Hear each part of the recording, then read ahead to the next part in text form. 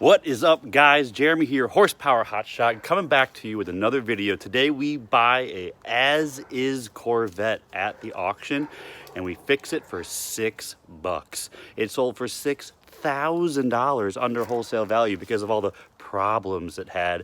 Check it out.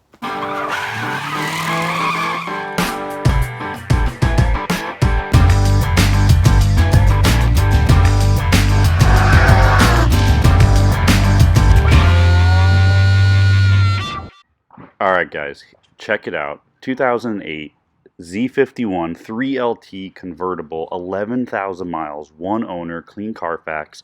Here we are pushing it out of the parking spot at Manheim Auto, because it had no gears, no shifter, no nothing. So we got it pushed out of the spot, and you can see the wheel lift guy here showed up. They were helpful. The guys are really nice over there, and they lifted it up and just drug it outside the gate for me, and then I was able to position it behind the trailer and winch it in. And you can see here that the car itself had a few pictures with it. You could see, you know, the hood's up. Obviously, that usually indicates at Manheim that they had to jump the car. But guys, it's a one-owner, clean Carfax car with a horrible condition report, all mechanical stuff. So I just had a funny feeling that it was worth the risk. Now, they were selling it as is, and you can see here in the condition report that the 2.9 out of 5 is just horrible. But as you scroll up, you could see that it gives you all of these fixable problems, right? Hood struts, okay, easy, 20 bucks a piece. Now that says orange, warning engine, warning traction control. Exhaust is aftermarket, it was not. Air conditioner blows warm, it didn't. And the engine idles rough, it did actually. Now guys, this is going to be a two-part series on how we fix this car. The first part is how we fix the car for $6 in parts. Check it out.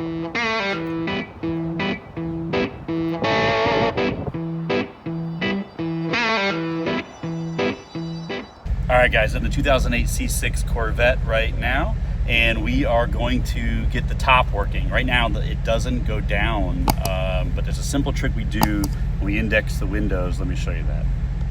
Alright, so we leave this alone. This is the latch, right? Now we pull the window up, hold it 3 seconds, 5 seconds, whatever. Right, we go down, hold it 1, 2, 3, 4, 5. Same for the passenger. 1, 2, 3, 4, 5. 1, 2, 3, 4, 5. So now let's put them both up. And let's see what happens when you open the window. Yep, index.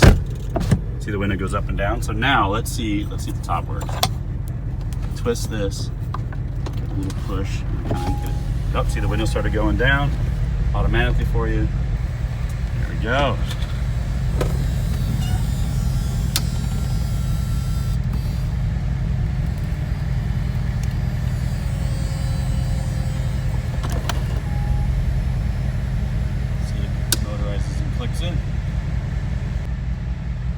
So the trick is to make sure that the windows are indexed if the battery was dead or went low. This particular car, the battery had died or was super low when we got it from the auction.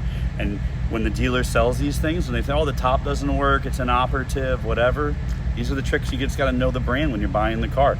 Battery went dead, the windows weren't indexed, top wouldn't work. Well, guess what? It works like a champ. Check it out. Woo!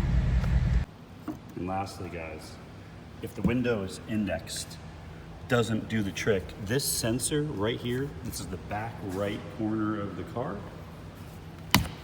See that little thing right there, that little click switch? That's what tells the top that this is secure. If this thing is popped off, the top won't work. And what you see is these jerks, the other dealers at the auction, they'll show up to a convertible, they'll pop this thing off, they'll shut the trunk, and then the top doesn't work. And the dealer who's selling it doesn't know. You know, he's a volume dealer, he's got a million things going on. And so he doesn't know. He just say run it top and op, and all the dealer did was sabotage the car. Push that back on, top works just fine.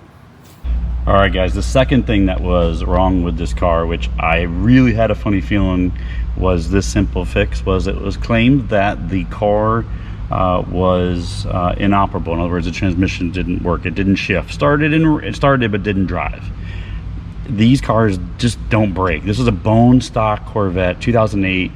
It only has 11,000 miles on it. Just automatic transmissions in these cars in a stock form are just super well taken care of. This is a one owner car, no accidents, no paintwork. This car is a beautiful car. It's just been sitting. The shifter cable bushing, let me show you this right here. This little piece of plastic breaks on either the shifter side or the transmission side on the back of the car. There's a cable. Let me take this apart. I already have it apart. As you can see, I've already fixed it. I'm kind of just going to show you how everything went. But this is the little piece, if you can see, this tiny little piece of like nylon or plastic degrades. It gets hard and plastic over time, and it just pops loose. And so all of a sudden this cable becomes super, there's nobody home. Like I just popped it off actually just now.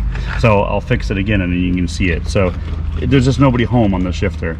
So let me pop this off and show you what we got going on here. All right, so I already had this apart, as you can see, and it's kind of awkward. I apologize because it's like I can't hold the camera and do all this with both my hands. So there's a console lid.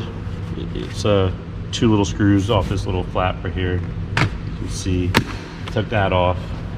There's a tiny little piece of plastic that just literally has two number 7, I think, millimeter bolts that go right here. And the rest of it just clips in. You can see the two little clips right there, and so that goes right here. So I pop that off as well. Then there are two 7mm bolts that hold the end of the console in right here. You pop the little plastic caps off, as you can see, and that way you can access the 2 bolts. Once you get that up, you lift the e-brake up, you make sure the shifter is pulled back. You can then literally just pull it off. Now you got to disconnect the hazard switch. There's a wire back here I've already disconnected, as you can see, and the heated seats both here and here have a little switch. You literally just push the clip, pull it out. The rest of it you can almost leave intact, which I did, and you kind of just work it way around. And I'll put this back down so I give myself a little more clearance, and then just set it to the side there like that. And so, all right, so the shifter comes undone like so. I've already taken the bolts out. There's 4 10mm. That's it. So if you can see here, see this nylon bushing? I've already replaced it.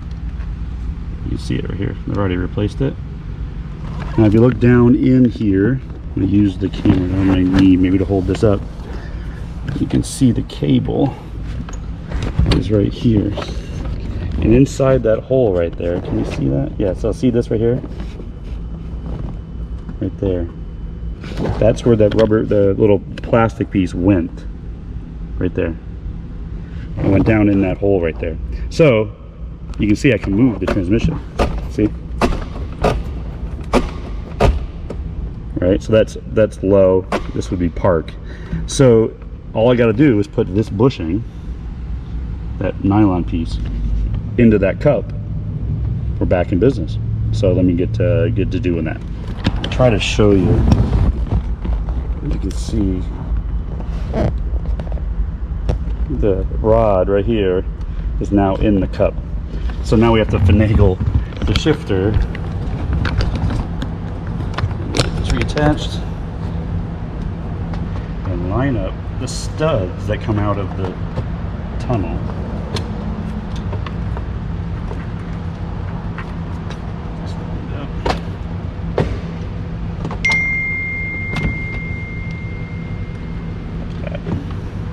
And that's it. Park. Everything is good to go. Now, before I go anywhere though, I got to put these nuts back on, so it doesn't pop out. That's what happened just a minute ago. I had it fixed so I could drive it out of the trailer, and then I just did tighten this down so the whole kind of shifter lifted up and it allowed it to pop out. So as long as I get these little screws back on. So now all those are tight, all this works. You can see it's all nice and connected together, clicks. So now we put this whole thing back together. Before you push it all back together though, you gotta find the plugs. You see, just it all pressure fits first with like the little plastic clips. But before we take any further,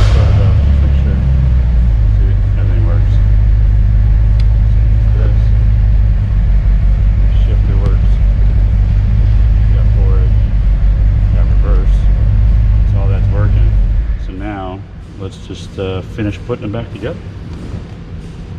And that's it. So it's a Dorman, part number 14041. This is what it looks like. I got it on Amazon. I want to say it was $6 or $9 or something. And so it comes with like a multi-pack. You can see it comes with a bunch of other, you know, miscellaneous ones here. You just use like the third from the smallest, or the second from the biggest. I guess that's what you can mean. It's obvious that when you stick it on there, it's the same size. You know, you can kind of trial fit it. But yeah, that's it. I bought two in case I would break one or whatever. But yeah, Dorman 14041. If you got a C6, if you have a C6 Corvette automatic, any year really, well not 05, 06 to 2013 with a 6-speed automatic, those shifter linkages are going to break on you, and when they do, that's it. $6. Don't let the dealer charge you $1,000. But again, that's why when we bought this car from the auction, it was like, oh my god, everything's so wrong with it. $7 fix, and this video is 20 minutes long. I'll edit it down to 11, 12, but this literally took me, let's just call it 30 minutes all in by the time I went and got to the garage, got the tools, blah blah blah blah, all by myself right here in the garage. So yeah, we got a couple more things to work on in this car before it's sell ready. Let's go through that. All right, so I don't know if you could see it on camera, but we easily figured out the problem on this Corvette. Do you see this stuff? Do you see this honeycomb? You see that? Look at that. Me revving it up here in the shop before I drove it out. Guess what? I would bet you the cost of this Corvette that the catalytic converter is destroyed. Look at the honeycomb. This is what this is. This is all catalytic converter. It's completely clogged.